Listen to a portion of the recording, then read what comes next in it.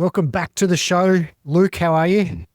Jake, I'm well exhausted after a big weekend of golf with the Open Championship. Got a couple of rounds in myself. Snuck in a fourth in the comp on Sunday, so pretty happy with that. But nothing in comparison to what we saw at the Open Championship at Troon. It was pretty interesting watching. For us, it's a lot of late nights. There's a few little times throughout all 4 days where I was dozing a little bit and lost a couple of holes, but the event was pretty good. We had some great weather and it ended up a really good result, I think. Yeah, excellent tournament, excellent course, great leaderboard, so plenty for us to unpack today. Let's jump straight into it. So I think obviously Xander Scheffler was our eventual winner. He had a brilliant back nine, was a 31 coming in and just run over everyone. It was quite packed coming that entire round, but Xander just pulled away from them all. Incredible golf from Xander on that back nine. One of the toughest finishing stretches of golf, really, the back nine at Troon, and he was able to go 4 under and just blow the rest of the field away. So incredible golf from him. 65 in the final round, bogey free. You just would not have predicted it given the conditions early on in the final round, and certainly the commentators weren't predicting that score at all. It was interesting because the forecast I was looking at was always for that wind to die down a little bit. Coming into that final day, if any of the early tee times, which had a bit of weather as well, were to catch those leaders, because there were so many up around that 3 under mark, they were going to have a really solid round, because those last few groups, they're always going to be at least 1 or 2 that were going to score well, given the conditions were forecast to drop away a little. It's interesting that didn't necessarily flow through in the commentary team's assessment of what was likely to unfold.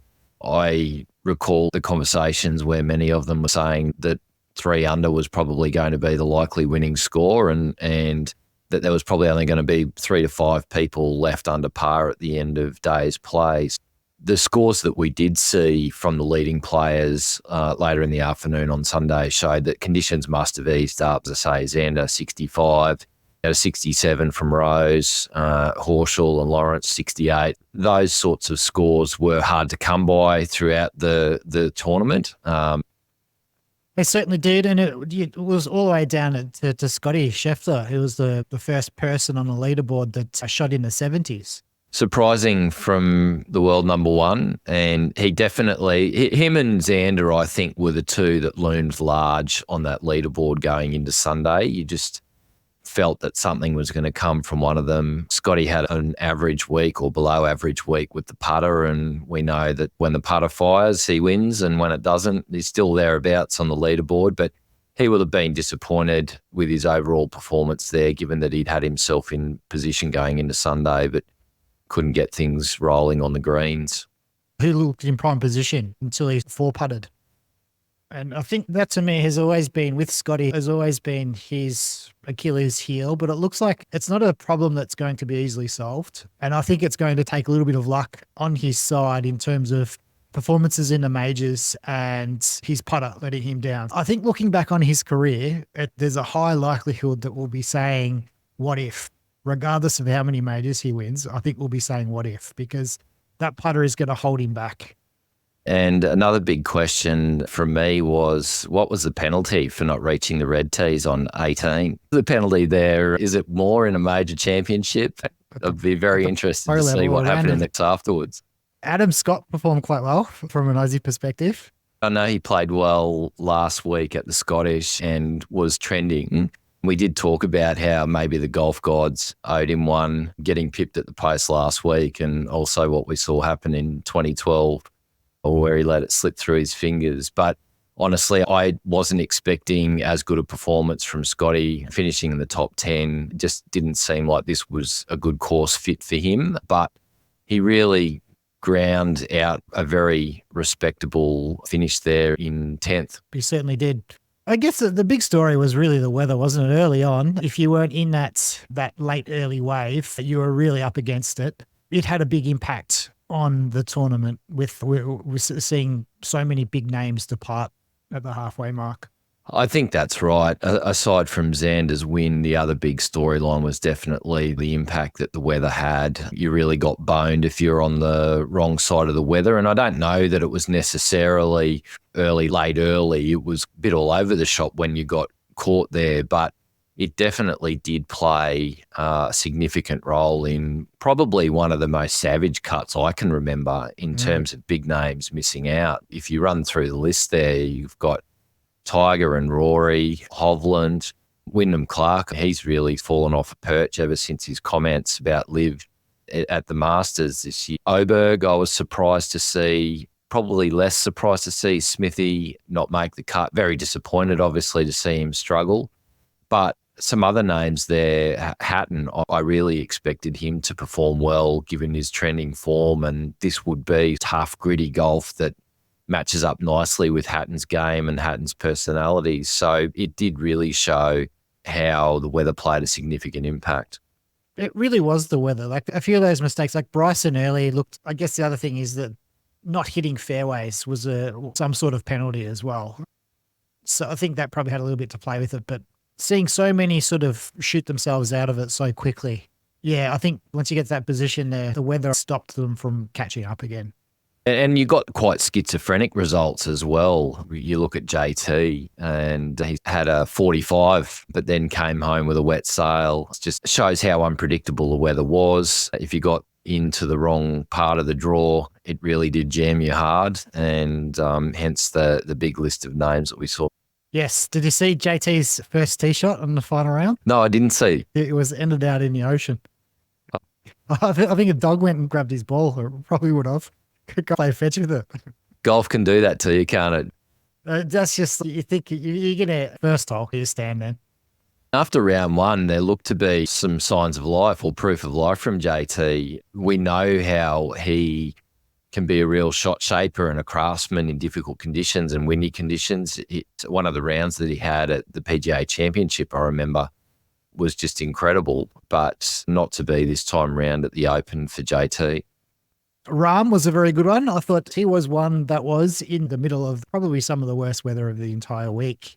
And he managed to get through and make the cut. It was as good as I've seen him all year. I don't think I've seen him play better, particularly that front nine on the final day. He had a swagger, and I hadn't seen a lot of that at all throughout the course of this year.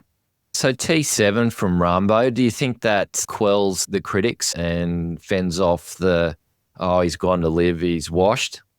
It was certainly a sign of life. And yeah, it's going to be interesting to see how he performs at the next sort of 4 or 5 events. You could probably expect a win or two. I suspect we'll still see the criticism from those that have been making it. I think those that have been making it against Rahm probably aren't the most objective of commentators, so it wouldn't surprise me if we still continue to see and hear these snide remarks against him. Much the same as we saw some of the commentary team openly trolling LIV during the tournament coverage. I think we had Laura Davies and Sam Torrance both throwing out some pretty childish and petty comments, in my view, feigning no knowledge of law. That's not real golf, etc. I think it's just time for people to let it go and move on, isn't it? I don't know how you can sit there as a commentator, as a professional like that, and want to essentially look like an idiot. So to me, I would want to be as researched as possible and as knowledgeable as possible to educate. So just to completely ignore it, like it is so easy to look up results. It's so easy to see how somebody's performing. Even if you don't want to sit and watch it, I can understand that. But just to essentially feign ignorance and just no knowledge of what they're doing on LIV, I think is pretty poor form.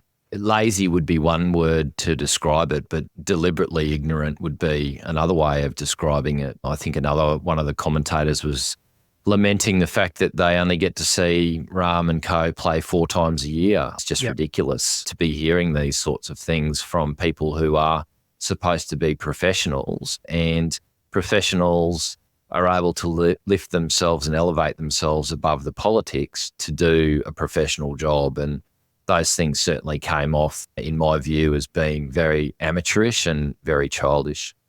We see it a little bit from the US commentators, not necessarily on TV, but you saw Dan Rappaport essentially declare Tristan Lawrence as the biggest outsider to have potentially won the tournament. Like, he's a top 100 golfer. He's won 4 times on a DP World Tour. The same thing. If you don't know who he is, that's fine. Before you tweet, jump online, have a little, just do 5 minutes of research. Exactly. Just to better inform yourself. Yep. I agree totally. Let's have a look at some of the LIV guys. So we had 16 in the fields, 17 if he's looking at Cantor as well. Would you include Glenn as one of the 16 golfers? Or I guess he's a part-timer in terms of crushers, but I would include him as part of the LIV contingent given where he's been in the last few tournaments. So 16, only one made the top 10, which we mentioned was Rambo. Next best Catlin at 16, Burmese, who did show signs of contending earlier on in the tournament, finished T19. But I would say overall, LIV would probably be a bit disappointed with the result. The bar is high for them. There's lots of detractors, there's lots of critique and criticism out there. So they almost need to outperform in order to cut through, demonstrate that they've had a good tournament. I think that it probably would have underperformed their expectations and their hopes. how would you rate LIV as in entirety, that their season in the majors? Look, probably around par. There's been up and downs throughout the tournaments. Bryson's obviously been a standout for them, and others have weaved their way into the top 10. I think we had one in the top 10 for the US Open, one in the top 10 here. I'd need to go back and check what happened at the PGA and at the Masters. But I still think there's room for improvement, and I don't think that their performances this year in the majors will have poured cold water on the detractors, that it's not competitive golf and that they're not battle-hardened going into these majors. I'd probably agree with that. I think there haven't been many LIV players in great form all year. So I've had a few of them pop up with some cameos, Neiman, a few of the others as well. But the big guys have not been in brilliant form. But Koepka's probably the biggest worry. It looks like that putter is causing him trouble as well. Smithy is also, he's reverted back to where he was pre-2022. It doesn't look like he's as dominant as he was through that 22-23 season. And the other disappointment for me in the majors has been Neiman.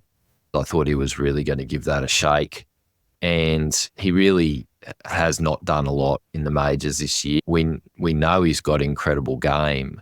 It just hasn't been able to piece it together in those 4 big tournaments, unfortunately. I thought he was pretty good. Just maybe 4 holes that cost him. Otherwise, he would have been really up there competing. And again, it's if he wasn't a veteran at 25 and 20-odd appearances or thereabouts in the majors, you would maybe forgive him a little bit. But the fact that he's beating so many, even though he's still so young, to let big scores enter the scorecard so regularly over the course of 4 days, I think. I guess if it is a few sort of blowout holes that have cost him, that's probably easier for him to iron out, but definitely below expectation, and hopefully can turn that around next year. What about the numbers getting Guernseys in the majors at LIV? Do you think that's there or thereabouts? No, I don't think they've ironed the pathways out fully yet. And we know that the OWGR rankings is not doing what it should be. And so whilst the entry criteria to majors largely uses that as the benchmark and the yardstick, I think we're still going to see an underrepresentation. So I don't think we're quite there yet. Having said that, 16 or 17 out of 50-odd players is probably not a bad number either.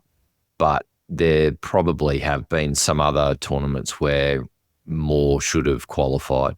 I think where that sort of 15 to 20 is probably around about the right number. I think it's harder for the younger guys like Pooch, obviously performed very well this year to get into the majors. For some of those younger ones that haven't already been ranked high, it's going to be difficult for those guys. Like an Ortiz. Yeah, it's hard for him. Mito, those guys. Caleb Surratt. Yeah. Almost impossible unless he gets out onto the Asian tour. And even then, he need to win a couple of times in National Series. Yep. I don't think we're missing, over the course of the 4 majors, I don't think we really missed anyone really collectively. So you might say Taylor Gooch is unlucky not to get a Guernsey, but his form hasn't really warranted this year. I think you'd be putting him into majors based on last year's form and the fact that he was the LIV money list leader. I wasn't too stressed about not seeing him in the majors. Sergio Garcia could probably plead the case recently with his relatively warm form, but Yep. again, the same thing there. He went through qualifying. He had which is a bit of a shootout, really. So I don't think it's probably right that your top 5 or so LIV players have to go through qualifying. But yeah, I think that's around about the number, that 15 to 20 LIV players as a rule. And it's going to be interesting to see what the majors do over the next couple of years as that number slowly starts to decline, whether or not they fill it up with some exemptions or whatnot, or some invitations. I just think you need to look at a specific LIV pathway. And is it the top 12, whatever the number actually is, just creating that specific LIV pathway if the OWGR is not going to change? Where are we at on the framework agreement or the deal between PGA and the DP World Tour and the PIF? It's gone very quiet, hasn't it? Yep. And so whether the OWG is part of any agreement that's reached, who knows? But it just seems like that deal is dead in the water, really. We're going through a bit of a lull even with player movement as well, with just really nothing circulating regarding any players coming across. So whether or not we're a month or 2 away from that starting up again, it does feel a bit stale, doesn't it? It certainly does. Maybe that'll heat up as we go into the playoffs on the PGA Tour, the FedEx Cup. The LIV Golf Teams finale is a great event. That's going to be at a great venue that will be interesting. So maybe over the coming weeks things do heat up again, but maybe we're also suffering a bit of post-major. Did you see Norman was an official invitee and attended? That's right, an official guest of the R&A. So that was good to see and different to what we've seen in some other events. Who's going to be the biggest YouTube guest? Is it going to be Greg Norman on Rick Shields' channel, or is it going to be Donald Trump on Bryson's channel? I was just seeing that Bryson and DJT will be hosting or doing a Breaking 50 special on YouTube. I was checking out the footage of Bryson on the range with the former president sending bombs over the nets and the staff saying, we don't really see that much around here. I'll tell you what, that gives him that immediate advantage, being one of the best players in the world. And then obviously layering that over his 800 or 900,000 YouTube subscribers. If you were there competing against Bryson in terms of YouTube and like a Rick Shields or one of the good guys, you had a big disadvantage competing against Bryson. A very big disadvantage, that's for sure. Now, that was we've seen this year the majors, the 4 majors won by Americans. And that was the first time that the Americans have held all 4 majors since 1982. Clean sweep for the Yanks. The internationals just need to do better, don't they? It's interesting to see that the American style of golf is translated to all different styles of golf that we've seen. There's been some change-ups. No Troon and Pinehurst this year, less so Valhalla, but some new questions being posed by these majors, but the Americans were up to it this year and kudos to them. What did you think of Lowry's outbursts? I thought it was pretty poor. Like from our perspective as fans and as viewers, it was great theatre, great drama. I think he was whinging about hitting driver into one of the par threes. I think that's great to see. And saying that the tees should have been moved forward. I think he was blowing off steam because he'd seen a healthy lead evaporate and he would have been pretty frustrated. Putting it in the coffin bunker on the postage stamp 8 hole there, the par 3, very famous par 3, which ended up putting him pretty much in a body bag. He took double there and then went on to shoot 40 on the back 9. That was really the end of his tournament. So I can understand the frustration, but disagreed with his comments afterwards and didn't think it was a great look. No, he did a little bit of damage to his reputation, I think, over the course of the year. He looked like early on with the lead and whatever, he had the crowd behind him, had everyone behind him really. And then we saw a couple of outbursts on the course and then off the course as well. So Lowry PR has probably taken a little bit of a hit. He was blowing up at a cameraman. The cameraman was, when you look at the footage, he was crouched down on his knee, quite a distance away from him, whether or not he just started clicking before he had impact. But the thing is, he was in a deep rough. The grass just caught the shaft, so he just pulled it way left. Yeah, it wasn't a great shot or a great outcome for him. But I'll tell you what, though, that same hole, so he's hit that shot. I think they've taken 30 minutes to play that hole, 20 minutes between that shot and the next. I think that was a little bit ridiculous considering they were just trying to find somewhere to drop. Someone found his ball in the gorse and they've taken 20 minutes before he's hit the next shot. I don't understand why it would take so long. Just too long. Even though it wasn't necessarily a good look for Lowry and he did come off as being a bit of a sook after a poor back nine there, it's still a bit of personality. It's a bit of drama. It's a bit of interest. So all those things add to the theatre of golf. So in the end, I guess I'm okay with it. But as you say, probably from a PR perspective, not great for Team Lowry. No. Dan Brown, not the Da Vinci Code. We've got the other Dan Brown, who's probably maybe needs to look into a partnership with Charlie Hull. The old ripping darts line came out again. So I think he was caught on camera smoking a cigar and then going over and taking a selfie with a fan. So very similar to what we saw from Charlie Hull earlier in the year. Now, Rory, it wasn't great, really. We saw into that wind. He just spoke about JT being able to work the ball and has so many different shots in his arsenal. Is Rory's the opposite? This is the question I've been asking is, has Rory been playing too long on the PGA Tour and now his swing and his game are not fit for conditions that you would think he'd be more accustomed and more attuned to? The high ball flight when playing links golf can be pretty detrimental. Has he become accustomed or acclimatized to the US conditions and now not able to translate to his more historic conditions he might be used to? I think you're right a little bit there. And we also saw there was even missing, a lot of these PGA Tour guys are used to just bombing it as far down as possible. Missing the fairway wasn't a concern. With conditions like we saw at Troon with that rough, it really stopped a lot of those styles of players. So we saw quite a number of players like Horseshoe, even like a Russell Henley, who are relatively accurate, performing quite well here. And that bomb and gouge missing out a little bit. It's interesting to consider. This is one event. It's one event out of an average of 20, 25 events that these guys play. Whether or not they need to change their game or sort of incorporate into their game their ability to play this one particular event. Maybe they don't. Maybe they just write it off.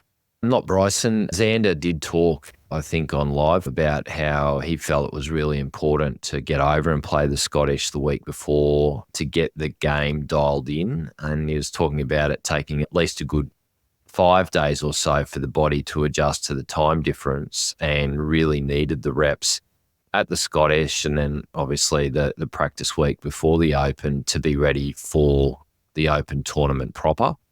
So we know that Rory's taken quite a bit of time off since Pinehurst, maybe didn't have the same preparation that Xander did. Interesting, some comments from Shane Bacon on X about having a links month where they play 4 links courses over the course of a month, which would be pretty interesting and I think great watching. But the state that world golf's in at the moment, you just can't see how that would ever be capable of coming together. Much the same as we wish and lament that there's not an Australian swing of a global tour where they could come and play 2 or 3 weeks in a row down here on some of the best courses in the world. And people know that we have the best courses down here, but it's just so hard to make happen. We had it, the Rolex, the Irish Open was the week before the Scottish. The problem we had with it is you'd have players choosing that 2 weeks out from the Open or choosing the Scottish the week prior to the Open. Didn't have many play the 3 weeks. I think that in itself makes it hard. You're just not going to get golfers come out and play 3 or 4 weeks in a row, particularly around a major. And then we had signature events thrown in there as well. Yep. It's just very difficult. And so to think that we're going to get coordination between the PGA Tour, DP World Tour, the majors, such that there's going to be a links month or a links swing, a 4-week swing of links golf. Unfortunately, it's a bridge too far. Great idea, but just not likely to happen. You have noted in here Bobby Mack about his dress. Is he the worst dressed golfer in the world? I think there's maybe Hovland's got to be up there, doesn't he? At least Hovland's got a physique to pull off some of those horrible shirts. Poor old Bobby Mack. He's got the dad bod and the board dress sense to go. On X, I saw someone, maybe it was Claire Rogers or someone like that, sort of compare Adam Scott with a paint swatch, just in a different shades. It looked exactly like him. Scotty in his Uniqlo gear. There's quite a few pretty poorly dressed golfers on tour. There is some, isn't there? And you wonder what these apparel companies are thinking sometimes. Like what you say, some of the stuff that Hovland's gone out in has been atrocious. But I guess to his credit, he comes out and says, if they're prepared to pay me to wear it, I'll just wear it. Well, should we move on from the Open? I think we talked about Adam Scott, Jason Day, signs of life from Jason there. Disappointing final day for him. I think he worked hard to get himself into position going into the final round, but wasn't able to make much of a charge and probably would be disappointed in that final round from him. And then the other guys, the other Aussies all missed the cut. So we talked about Smithy. Unfortunately for Minwoo, had a blowout and not able to make it. And then I don't think we really would have expected much from the youngsters in terms of Elvis Smiley and Jasper Stubbs. I think Jasper might have started with double, so that kind of set the tone, unfortunately, for the youngster for the rest of the tournament. But only 2 Aussies to make the cut. Bit of a disappointing run there, even though Scotty did top 10. I was actually thinking about Jason Day a little bit and just comparing him with Cam Smith.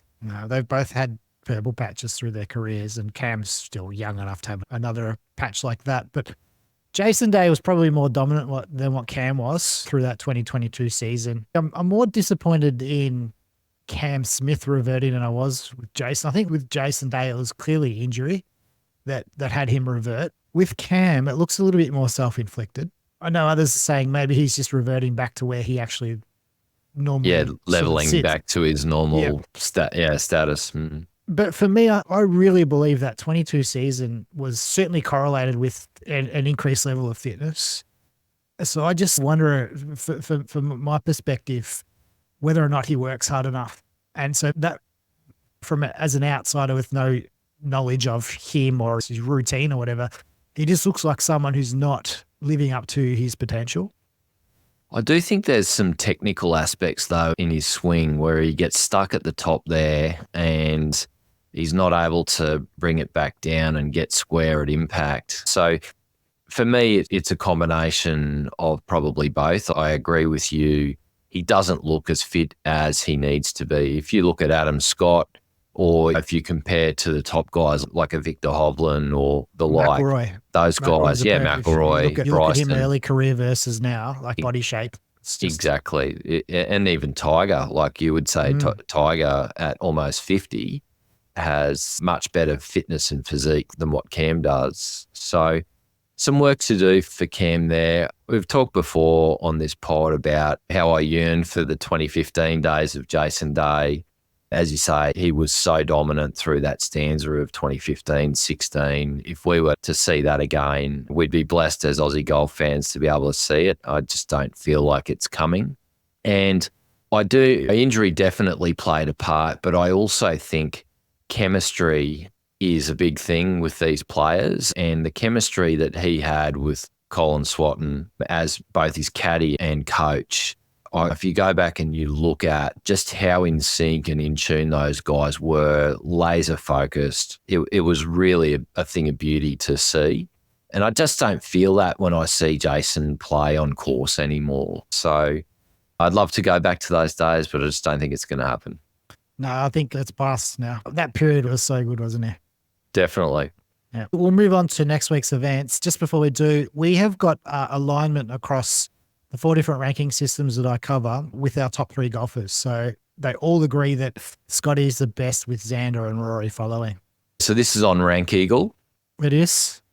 And just talk to us how that alignment's panned out. This is across what? AWGR? Data Golf. Yep. The Universal Golf Rankings, Tuga and Conrad's rankings. All rank them 1, 2, 3 in that order. And then how are we going below that top 3? How much consistency do we see, say, in the top 10? Top 10 is very consistent. And then when we get to top 25, top 50? You see, I think it's fairly accurate. It's particularly in that top 20. You see a little bit of variance in around that sort of 100 to 200 range. And again, towards back end of the systems, depending on how they all rank golfers. So you get a lot of change up around that sort of 400-500 marks. Even OWGR, they're not ranking LIV performances, but they're still pretty accurate. Yep. Even though they don't. So yeah, no, they're all very valid. You'd accept any of them really as a ranking, except that you probably do need to track the LIV guys with OWGR. I don't think we'd be looking at any of these other systems if OWGR tracked the LIV guys. No. And so if people want to dive into the detail and have a look at the sort of comparison across the major ranking scales, where they head to rankeagle.com. There's a few different things there, some comparisons across tours, which are pretty interesting. I think last week there were maybe 3 or 4 DP World Tour members inside the top 100. There's a few more this week with the Open, but it'll be interesting to see the fact that once the cards are handed out for the PGA Tour, there's a real possibility that there's no DP World Tour players ranked in the top 100. Crazy. Yeah, it is crazy. Just crazy. All right, this week, probably the main event to discuss really is the JCB, the LIV JCB event really, isn't it? LIV returns to the schedule, heading to LIV UK at JCB Golf and Country Clubs. Kicks off on Friday, Australian time, 15 p.m, either on 7 Plus or on LIV Golf Plus app if you're a subscriber. Current standings in terms of the teams, got Crushers leading in first, followed by Legion 13 and Torquay. The Aussie Rippers just outside of the top 3 in fourth position, but ready to pounce, hopefully, in the back end of the season. On the individual side, Neiman's leading the individual standings, followed by Rambo and Sergio. So the Spaniards trying to chase down the South American, and Smithy in 7th place. So a bit of work for Smithy to do coming in. I'm interested to see how this course plays. I'm also interested to see how the Brits get out and support this event, or if they do. I'm also interested to see that. It's been sold out for a couple of weeks, or at least the ground passes have been. Yep. I would suggest it's not going to look super busy on TV. I'd imagine they would keep it relatively limited and focus more on that fan experience and being able to say they've sold out the venue. Sold out it depends on the definition, doesn't it? How many tickets you're actually putting out there. So what were they doing in Adelaide? I think it was 30,000 a day or something like that. You expect it to be less than that? Well, a lot less than that, I think. Yep. So I don't know what the final number will be. It will look, I don't think it'll look as busy as some of the other events. But yeah, we even discussed Spain last week. That to me didn't look super busy on TV. No, and I guess it did give the impression that it was a bit of an underwhelming event versus expectations, but you made some good points around the location, and maybe the same for JCB here. Interesting to see whether people are prepared to travel. What does sold out actually mean? Yep. I think we're just in that point now. Hopefully it is just a lull, because it does seem a little bit flat. Feels a lack of momentum, right? I feel like maybe that's something to do with scheduling events around the majors. I think maybe you need to get away from it. Maybe you need to try and focus on maybe taking away some of the LIV events and putting them into February, March, and then again from now onwards. So have a couple of different runs and try and keep that middle major season relatively open. Certainly if the PGA Tour were to come and say, we're going to allow you to play in our events, that would make sense for me there, because you could get the LIV guys picking off events as they see fit to prepare themselves for the majors. But yeah, it just seems a little flat when the focus is mainly on the major and this is like a side event. I think short of an agreement that there can be some crossover of events and LIV players could play in a PGA Tour event, you're unlikely to see LIV change its schedules, because the guys need the reps. They need to have some tournament conditions to be prepped for the majors. The Asian Tour doesn't cut it. No. And even the DP World Tour, really, it's borderline how it cuts it. Maybe if they got a few more LIV guys in them, it would strengthen them up a bit, but I don't know. I think the likelihood is that we'll just continue to see this glut of tournaments from starting with the players really all the way through to July. And it's going to be hard to feel what's an important event outside of the majors. And maybe that's where we're at. I think you're probably right there. Now, on the PGA Tour, we've got the 3M Open in Minnesota, TPC Twin Cities. That's an $8.1 million purse. Again, coverage on Foxtel and KO is starting from Friday. Main feeds at 5:30. Notables in that event, we've got Cam Davis with Billy Horschel again, Akshay, Sammy Burns, who played quite well over the weekend, and Michael Thorbjornsson. Your guy. Look, we're talking about events that matter and don't matter. This is probably one that doesn't matter. Also, it's got a reasonable set of notables there. So we might get some interesting golf over the weekend, but I think I'll be taking a bit of a break. I agree with you there. And on the LPGA Tour, we've got the CP Women's Open, and that's at the Elgay Golf Club in Alberta, Is Canada. that a joke? Oh, yes. It's, You're yeah, it's like, oh, crap. Yeah, they're part of the Commonwealth. Yeah. Who would name a course that? Big tea drinkers. You got to be a tea drinker if you're part of the Commonwealth. Oh, goodness. Notables there, Lilia Vu, Minji Lee, Alison Corpuz, Angel Yin, Rose Zhang, Hannah Green and Lexi, who seems to be on a bit of a farewell tour.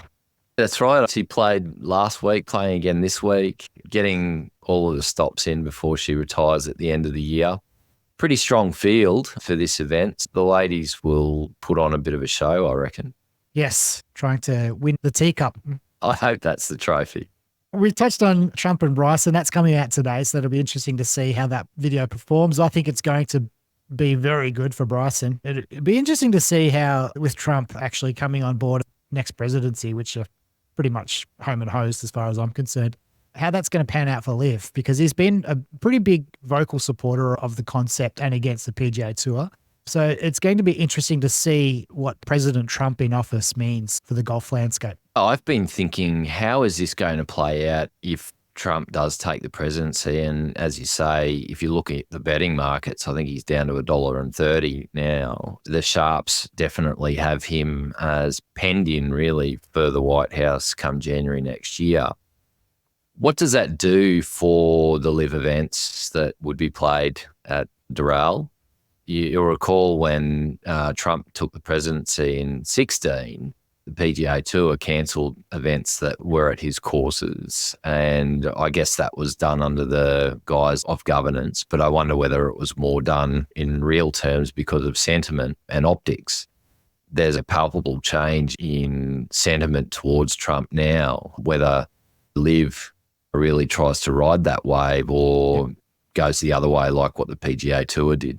And I think this video there may be some sort of sneaky comments that we can garner a little bit about how Trump feels and how vocal he's going to be, with obviously Bryson being a LIV player. It'll be interesting to see. The other one I think that's going to be interesting is obviously Turnberry, because the RNA did the same thing around the same time, 16, and took it out of the rota. It is getting really good press over the weekend in and around the sort of golf community, talking about how good that course is and the fact that it really should be in the rota. It will be interesting to see what the RNA does, if we have a Trump presidency with that slightly different sentiment around Trump and the Republicans. And what we've said many times, leave your politics out of our sport. Let's just put on the best events on the best courses. And if Turnberry's up to it, which I absolutely believe that it is, then let's get it in a rota. It'd be a good track for the LIV guys if they couldn't get into the rota. And then the other thing, really, we've got the US Junior Am being run at the moment, and Charlie Woods qualified for that. It was 12 over, and it's 50th place. So it's performed a little bit below expectation, but he's going to be plagued for his entire junior career with crowds, and he's certainly going to be one of the better prepared golfers in terms of handling the pressure of crowds and whatnot. I feel for Chucky Woods. It's a huge sort of weight to have to carry, being Tiger's son and having such ridiculous expectations put on you at such a young age. I just wonder whether that will prove to be an impediment to him rather than a help to him, in the sense that he's got no space to be able to make mistakes and grow like other junior golfers will have. He's just got this intense interest and intense scrutiny. And however many other guys shot 12 over, none of them are being posted up on X immediately after they've signed their scorecard. So it's a tough spot for him to be, but it'll be a place that he will always be in if professional golf is an avenue that he wants to choose. At that same event, we saw an image floating around of Tiger's leg, sort of compression bandage on it. He's got a big scar running pretty much from knee to ankle, showing that's the first time we've seen it. That's right. The first time we've seen it, quite graphic and just an incredibly long and thick scar on the outside of his legs. Just shows how much damage he did in that accident and how much reconstructive work was required by the orthopedic surgeons to put him back together.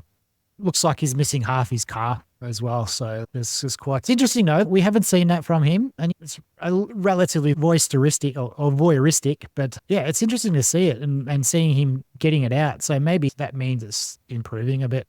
Possibly. And whether that means that we'll see more improvement in terms of his mobility and therefore his ability to walk 4 rounds, time will tell. But yeah, he's still got a long way to go, even if that's true. We're not going to see him again until the PNC and the Hero World Challenge. It's interesting. Someone really is leading the PGA Tour now, and he's really hiding in terms of the events that he's coming to. Maybe he's got a lot of deals to crunch and a lot of board work to do in the interim. That might mean that we see something before the PNC. Well, hopefully it does. I think I just want to get some resolution, whether there's a deal or no deal. Let's just work it out and move on. All right, Luke, I think that's it for the week. It is. Big week. Great pod. Thanks for listening, and we'll catch you all next week. Brilliant.